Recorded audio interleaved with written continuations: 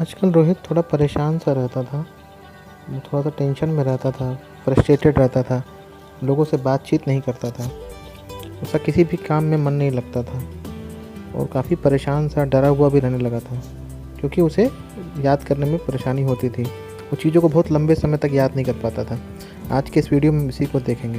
Hello friends, आप सभी का स्वागत है एक नई इंटरेस्टिंग वीडियो में, जो कि काफ़ी इम्पोर्टेंट है। और मैं वेलकम करता हूँ मेरे यूट्यूब चैनल पे बातें मन की। आज हम जानेंगे काफ़ी इम्पोर्टेंट प्रॉब्लम स्टूडेंट्स या किसी की भी, हाउ टू लर्न इफ़ेक्टिवली, किसी भी चीज़ को याद कैसे करें अच्छे से। तो चलिए शुरू करते हैं। रोहित एक कम्पिटिटिव एग्ज़ाम की तैयारी कर रहा था, लेकिन उसका पढ़ने में मन नहीं लगता था, तो वो कहीं और सोचता रहता था। जैसे खेल कूद में उसका ध्यान चला जाता था। जिससे होता क्या था कि उसे चीज़ें बहुत कम याद रहती थी और उसका टाइम वेस्ट हो जा रहा था, जिससे कि वो काफ़ी परेशान होने लगा। तो समझ नहीं आ रहा था कि क्या करें, क्योंकि कंपटीशन और कैरियर बहुत इम्पोर्टेंट है लाइफ में, और समय जैसे उसका बीतता जा रहा था। और कम्पिटिटिव एग्ज़ाम में वैसे भी कम समय मिलता है, जैसा कि आप सब जानते ही होंगे। वहीं दूसरी तरफ उसके बाकी फ्रेंड्स जो थे, बहुत अच्छी तरह से तैयारी कर रहे थे। उसकी एक फ्रेंड ऋतु थी, जो पढ़ाई में बहुत अच्छे से पढ़ाई कर रही थी।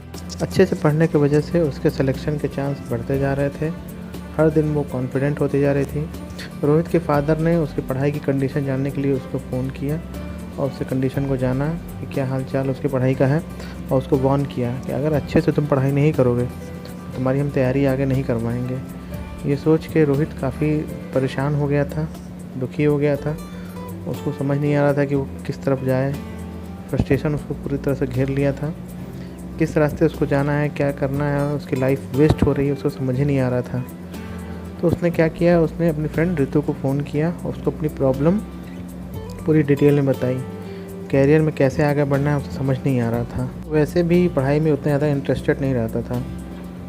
फिर ऋतु ने उससे मिलकर, दोनों ने मिलकर आपस में बात किया और ऋतु ने उसको कुछ लर्निंग टिप्स बताई जो वो फॉलो खुद करती है। जिस तरह से वो पढ़ाई करती है, उन टिप्स को ऋतु ने बताया जिसको फॉलो करती है। सबसे पहली टिप जो थी, वाई। वाई का मतलब क्यों पढ़ना है, मतलब क्यों याद करना है हमें चीज़ें, ये हमको पता होना चाहिए। हमारा ब्रेन काफ़ी चीज़ों को, जब तक उसको रीज़न नहीं पता होता है कि उसको चीज़ याद क्यों करना है, उस पर फोकस नहीं करता है। ये हम सब जानते हैं, लेकिन उस पर हम एक्ट नहीं करते। ऐसे समय में हमें ये करना चाहिए कि हमें अपने ड्रीम्स को ध्यान देना चाहिए, क्योंकि हम डिस्ट्रैक्शन होने का चांस ज़्यादा रहता है। या तो हमें डॉक्टर बनना है, कोई इंजीनियर बनना है, या हमें कोई बहुत अच्छी गाड़ी लेनी है लाइफ में, या हमें पार्टी ही करना है। इसलिए हमें कैरियर तो बनाना ही पड़ेगा ना। इसलिए हमें माइंड को बताना है कि हमें इसलिए पढ़ाई करना है, इसलिए चीज़ों को याद करना है। जो ऋतु ने दिया वो था इंटरेस्ट। जैसा कि आप जानते हैं कि जिस काम में आपका इंटरेस्ट होता है, उस चीज़ को करने में आपका मन लगता है। जैसे कि बहुत से लोगों को कार चलाना टफ़ लगता है, क्योंकि उनका उनमें इंटरेस्ट नहीं होता है। लर्निंग एक टफ़ काम होता है, एक जो कि टाइम लेता है, लेकिन जिन लोगों को इंटरेस्ट होता है उन्हें कार चलाने में मज़ा आता है और उस टफ़ प्रोसेस को भी एंजॉय करते हैं। लेकिन कुछ लोग जिनको इंटरेस्ट नहीं होता है, उन्हें वो काम बहुत टफ़ लगता है। इसलिए चीज़ों को ईज़िली लर्न करने के लिए सबसे पहले आप इंटरेस्टिंग सब्जेक्ट को पढ़ें, उनको याद करें।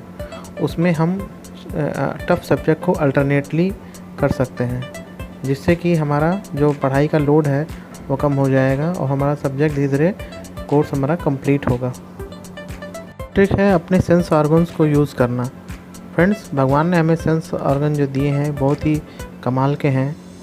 हम सेंस ऑर्गन के मदद से अपनी पढ़ाई को बहुत अच्छी तरह से याद कर सकते हैं, जैसे कि नोट्स बनाकर, किताबों में मार्किंग करके, या थोड़ा बोल बोल के पढ़कर, जिससे कि हमारा ब्रेन ज़्यादा एसोसिएट करता है और उसको ज़्यादा अच्छे से चीज़ें याद होती हैं। जब हम किसी चीज़ को मार्क करते हैं किताब में किसी पेन से, तो ब्रेन उस चीज़ को इम्पोर्टेंट समझता है और फिर उस चीज़ को अच्छे से ग्रैस्प करता है। हम छोटे शॉर्ट वर्ड्स के नोट्स भी बना सकते हैं, ज़रूरी नहीं कि बड़े वर्ड के नोट्स बनाएं। या हम अगर पढ़ाई कर रहे हैं कमरे में तो बोल के पढ़ सकते हैं, या हम ग्रुप में पढ़ सकते हैं, एक दूसरे को समझा सकते हैं। फ्रेंड्स, जब हम किसी को समझाते हैं तो ज़्यादा अच्छी तरह से हम उस चीज़ों को याद कर पाते हैं।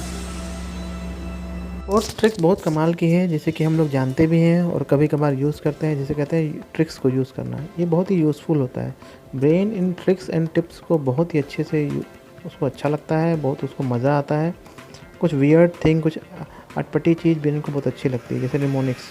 जैसे फॉर एग्जांपल वेबग्योर है का सीक्वेंस होता है, जिसे कि याद करने में बहुत आसानी होती है। अनदर ट्रिक है कि हम चीज़ों को स्टोरी फॉर्म में याद रखें, और स्टोरी वो भी आसान नहीं, अटपटी चीज़ों में। मतलब जैसे कि हाथी जब आप जानते हैं कि बड़ा होता है, उसको बहुत ही छोटा स्मॉल इमेजिन करें। कोई छोटी चीज़ को बहुत बड़ा इमेजिन करें, जिससे कि ब्रेन अच्छे से याद कर सकता है।